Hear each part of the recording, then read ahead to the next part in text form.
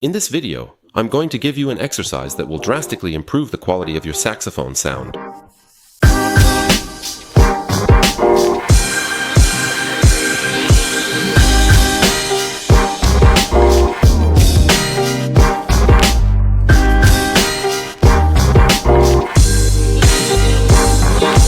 Hi, it's Yannick. I hope you're doing well. So, having a good saxophone sound is essential, because it's the first thing people will hear when you play your saxophone. So obviously, it's crucial to have good sound quality.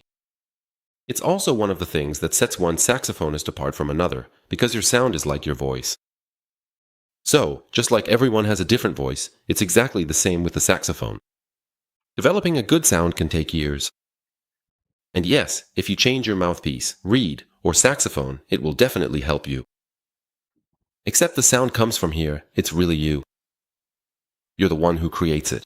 So even if you have the same gear as your neighbor, for example, you'll never have exactly the same sound, because the sound, it comes from here, and you're the one who makes it.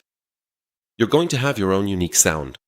And maybe now you're wondering, the question, yeah, but I don't know where to start. I don't know what to work on to develop my sound.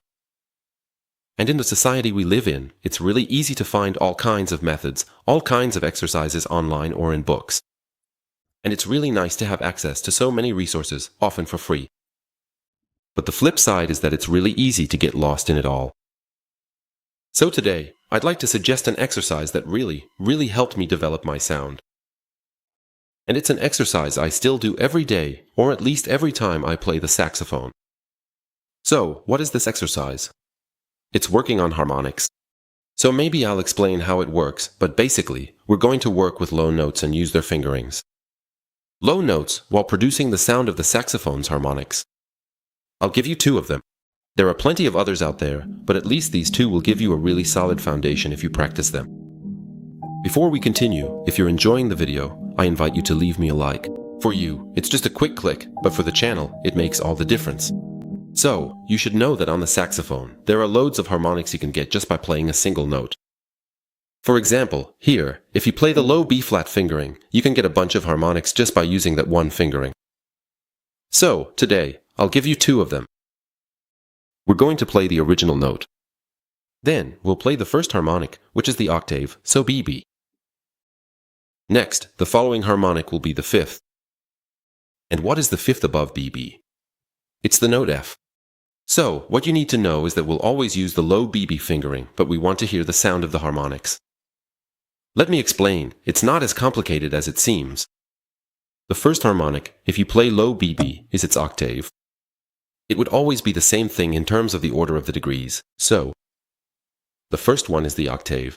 So, if we go back to our BB, the octave is very easy, it'll be BB. Middle. So, what's happening? We're going to play the low BB, but with the medium BB note in mind. So, how do we do that? I recommend that at first, you play the actual note, if you will, the real sound you want to hear. That's the middle BB, so you'll simply play the middle BB note to get it in your ear. That's my middle BB. Now, what I'm going to do is play it again right away, but I'll go slowly. Do the fingering for low BB while keeping the same pitch, meaning the middle BB note. It'll sound like this. I'm having you do it this way so you have it in your head before playing the harmonic. Because it's not that simple, especially this one, it's not the easiest. I'll show you the example right now.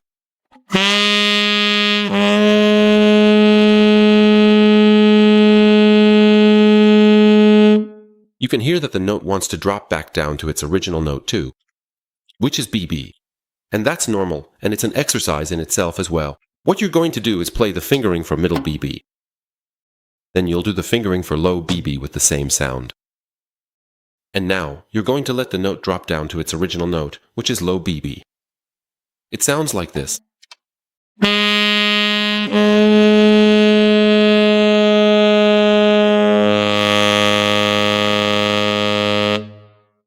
So this works on your control here. It will open up your throat and really open up your sound too, because you have no choice but to open up here to get the harmonics. That's why it's such an excellent exercise. If you want to make your sound bigger, develop your sound, the thickness, really, if you want a broad sound, This is truly a great exercise. Earlier, I told you that the next note is the fifth. So, what's the fifth of BB? It's F. So, we're always going up. Earlier, we were on middle BB. So, if we go to F, that brings us to middle F here, so with the octave key. So we'll do the same thing as before. We'll play the note we want to hear, which is F with the octave key, and then we'll use the low BB fingering while holding the F note. So we'll still hear that sound, but we'll use the low BB fingering. And now, be careful. Don't forget to take your thumb off the octave key when you play your BB. It's not the end of the world, it'll still work, but if you really want to do a good job here, you should use the B fingering. BB, so without the octave key. So F, then we'll play the low BB, using the low BB fingering, but keeping the note F in mind. And it sounds like this.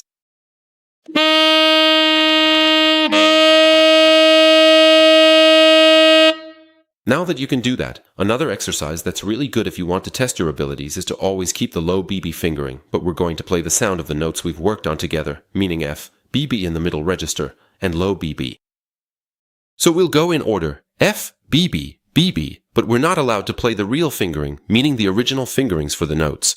The real fingering, meaning the original fingering for the notes. We're only going to use the low BB fingering. If you want, at first, you can play an F. Just to get it in your ear, because it's really important to have it in your head to start with. So, I'm going to play my F, just to help myself, but then I'll go straight to playing the low BB fingering and go down like that. I just played my F. Now, I'm going to play the low BB fingering while keeping that same sound. Now, I'm going down.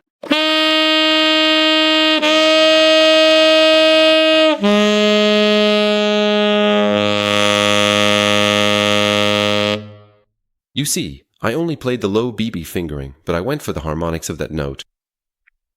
There are lots of others, like I was saying. I talk more about it in one of my courses, Sounds and Interpretations, which isn't the enemy. I really cover a lot of different harmonics in that course. But here, it really makes for a beautiful introduction and, at the very least, gives you something to work on. If you've never done this before, it'll keep you busy for several weeks. Anyway, like I was saying, even for me, every time I pick up my sax, I do these exercises, especially if it's been a little while since I last played, because I find it resets my air column, my throat, my posture, my embouchure. It puts everything back in place. It's a really good exercise to improve and strengthen your sound, but also to maintain it. I also want to mention that. Here, I did it on the tenor saxophone. It's exactly the same on all saxophones, except the sound won't be at the same pitch if you're playing alto sax. So, don't rely on the pitch I just played for you. Do it yourself. Because, like I was saying earlier, it's really important to have it in your head before you do the alternate fingering, if you can, the harmonic fingering. If you don't have the note in your head, forget it, it's not going to work.